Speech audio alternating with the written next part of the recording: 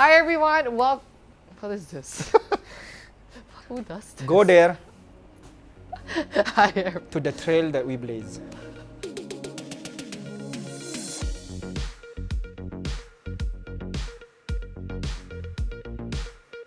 Hey everyone, welcome back to The Grind.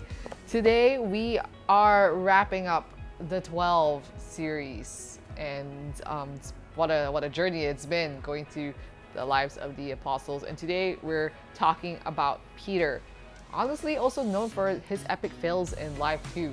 You know, besides denying Jesus 3 times, even though he's like, no, I'm not gonna do it. He did it anyway. Yeah, he did it anyway. And try to walk on water, but yeah, let me call me out to you, and then he walks in water. And, Let's go.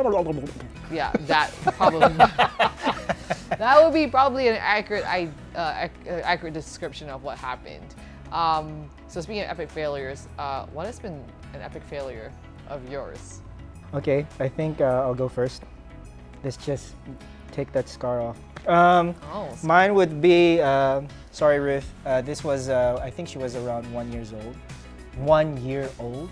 And then I was like bringing the stroller outside. And then suddenly Ruth came out, and then she said, close the door. Just closed the door. And then she was trapped inside. I didn't have my keys, I didn't have my phone. Started panicking. Oh no. So yeah, so I had to climb from the first floor balcony, and then she was like looking at me like so confused. What are you doing there, Dad? My epic fail was at my old job. I did something, very small mistake, that cost the company literally hundreds of thousands US dollars in fines. Basically, a show went on TV that shouldn't have, because the agreement for it ended, and then it got caught. So the company got fined like so much money. Needless to say, I only ever made that mistake the one time. One time. Yeah, I mean, who would have cost the company 100? Wow. Yep. I'm still reading about that, but that's okay, Nathan. You're very reliable right now. Well, Thank thank you. you. Yep. Good job. Yes. One So far we haven't been sued or anything. Yep. Or fine, right? Right. Not right. yet. Yes. Never. Okay. I have many epic failures in my life, but one that comes to mind is, so you're on stage, you're wrapping up worship, you're really feeling the moment, you're feeling the Spirit move, and you start praying, and you start declaring powerful things like, yes, God, move in the city, yes, move in our lives. And I got so caught up, my English and my brain didn't meet. And I said, yes, and I declare sicknesses in the name of Jesus. Oh my God. Over people. And as I was praying that, I was like, please, Lord Jesus, don't. We need to find that clip. Yeah. I'm sure it's around somewhere. That was one of an epic fails that's in my life. It incredible. was embarrassing. I definitely walked off stage and I was like, Has anyone ever told you off on that one? no, thankfully. Thankfully, maybe Jesus just muted their ears. Maybe muted that phrase out of there, because no one was like, oh, Pat, you did that. I was like, but I knew it. I was like, I'm pretty sure the people at the back in the sound booths are like laughing their butts off. But yeah, that was a huge fail in my life. Well, thank you for sharing. You're most welcome. That has brought me some amusement today. Thank Yes, you're most So much welcome. joy. you. So much joy. Yes, I declare joy upon your lives. All right, so again, with Peter, he had his epic fails, and Pastor Franz shared about how without a companion he failed, but with a companion he succeeded. So especially when Peter was alone and his character weakness was revealed, and I think the times when he denied Jesus, that was the moments when he was alone. Yeah. So have you had similar experiences, and what do you learn from these experiences? Where to begin? This is a safe place, guys. I know it is. Very safe space.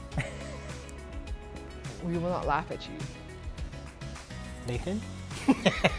Dom?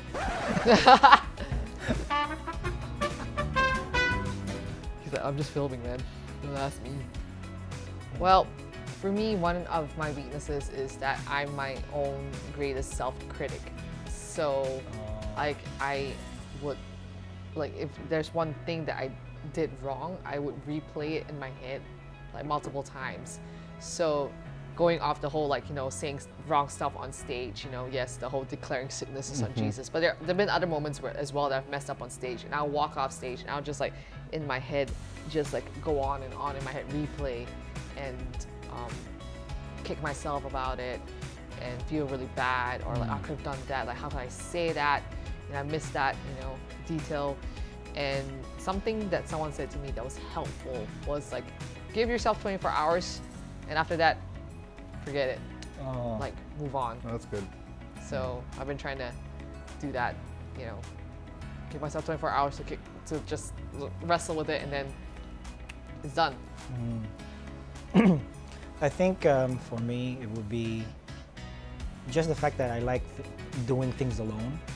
But then at the same time, when things go wrong, I panic like crazy. Like I shut down, and then I cannot think of how to solve these problems. Usually before, like even during, especially when I was working in retail, and then someone orders something, and then he needs it urgently, and then the shipping doesn't come in like 2 months. Oh no. So I'm like, I just did it on my own. I didn't ask for anyone's help, but then I'm the one who actually put myself in that trouble, and I start panicking. So I think that's one of the things that's one of my weaknesses that probably encountered a lot. The panic? The doing it alone and oh man, and then you took panicking. mine. But yeah, no, it is similar to Rico's. It's like, you know that phrase people say, if you want something done right, do it yourself? Yeah. Yeah, I tend to live by that phrase. So I tend to...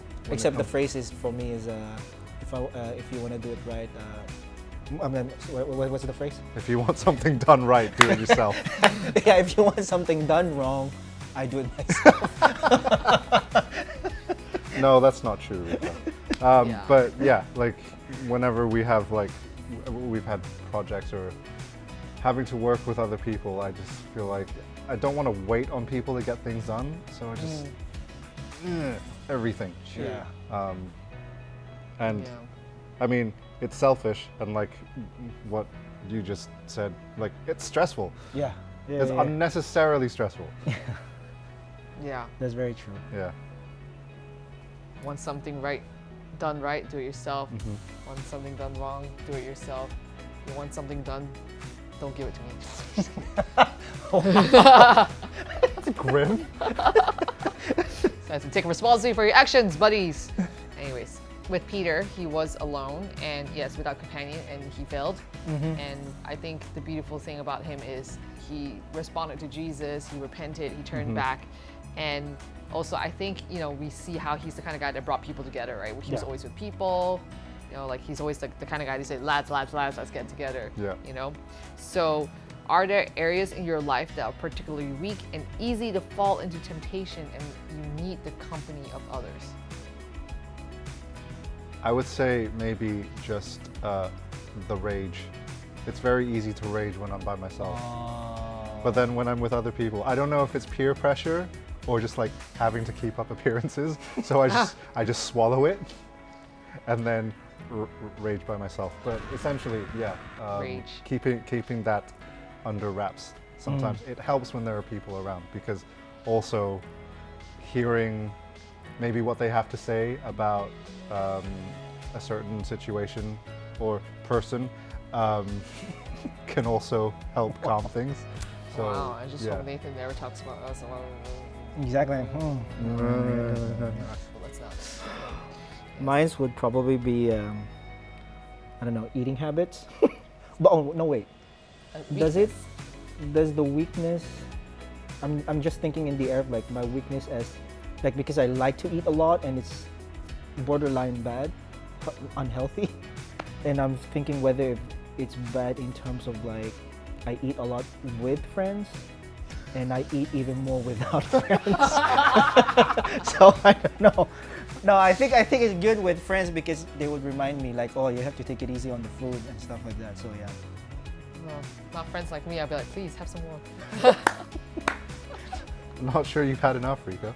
Yeah, this looks as though your plate looks a little bit empty. Here. get some buffet. Yeah. Oh. Yeah. Yeah. Well, I think I can get, I can let negativity eat at me. So, you know how we talk about like, oh, fasting, right? Oh, fast like social media, fast whatever, right? Like fasting negativity is hard for me. Yeah. Because it's easy to just look at the negative and kind of just play on it like, oh, that's never gonna happen. Oh, I'm never gonna get this happen. Oh, this is gonna happen to me. Like, why does this happen to me?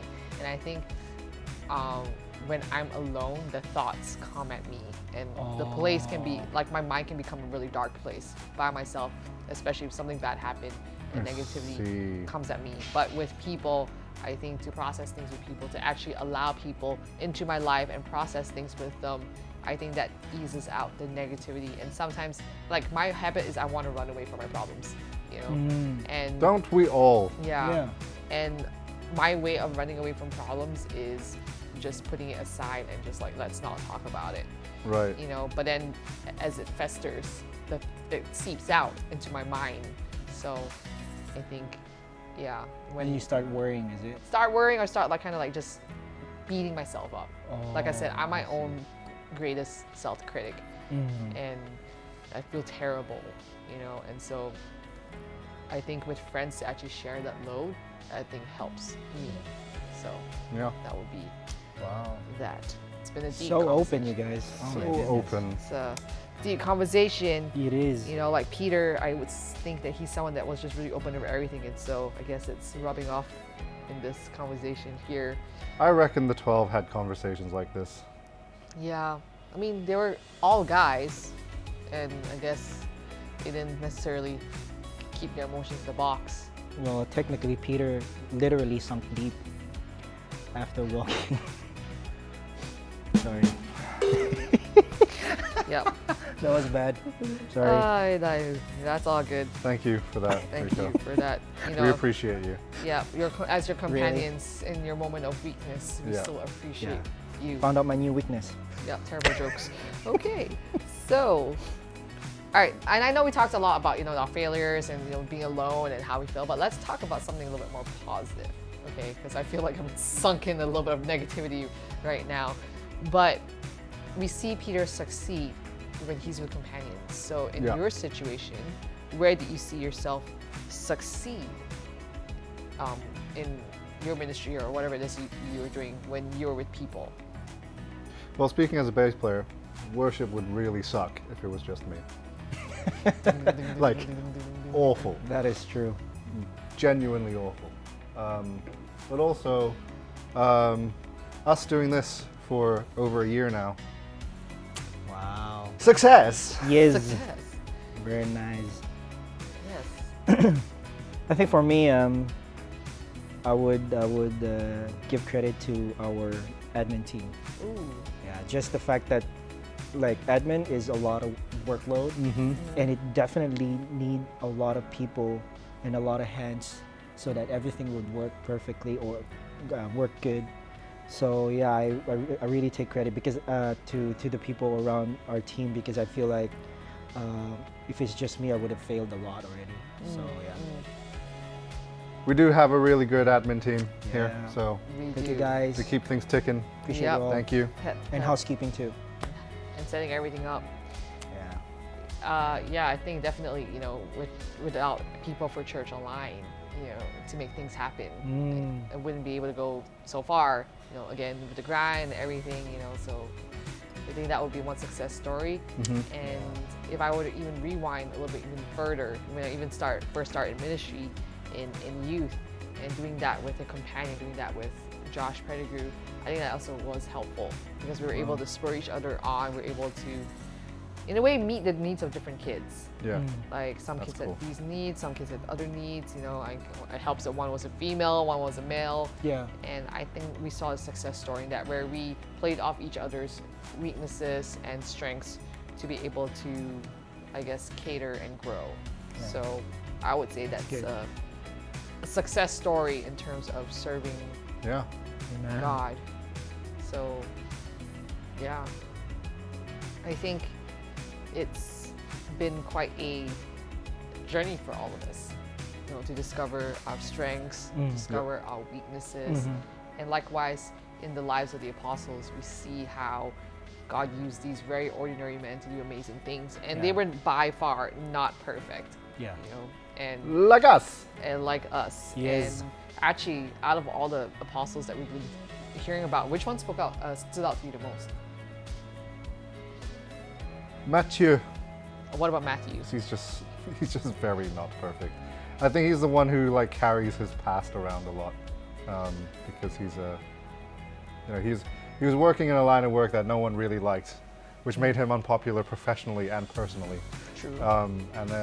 But he completely turned his life around, and became someone very, very important, like just in history, in spreading the word of Jesus around. So, yeah, big change.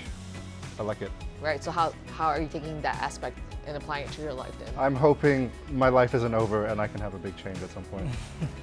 I think right now it would be John, just being the apostle of love, right? Mm-hmm. Yeah. Yes, you're correct. Yeah, I'm trying to recall everything. So yeah, so just his his change in terms of his character from being someone who's thunderous and then and very abrupt with his decision and everything, and moved into being the apostle of love. I think it's also a reminder for me to care for the people around me and how I should reach out to them even more, especially nowadays that I just feel like I've been kind of lacking in that area as well. So yeah. Yeah. Nice. Yeah, likewise. I mean, John is one of them, specifically because I had to study his life, and also I think just the way words, right? Because I have this thing with words where I can be quite sharp with my words, or and I think being affirming my words is a challenge. So because I wouldn't necessarily be known as someone who's quite loving for words, so I think that's been quite a journey to learn that, and also being able to speak from the Father's heart to people around me, and I want to be doing that better. And actually another one is Philip. Philip spoke to me too, because I think sometimes it's hard to have faith if you're not seeing what God is doing. And I think seeing like Jesus for who he is, that was the challenge that Philip had, and sometimes I think I have that challenge, is to see Jesus for who he is. So yeah, Philip would be one. Philip? Yeah, would be one that spoke to me too. So, well, Nice. thank you so much for joining us on this series, and in the chat, feel free to let us know which apostle spoke to you the most as well, and how it has impacted your life. But we are excited for how God is going to continue to speak to us through the remaining message series, as we keep coming, because we're going to be talking about different things each time. And next month, we're starting a series on Ephesians, and it's going to be titled Revival. It's going to be good.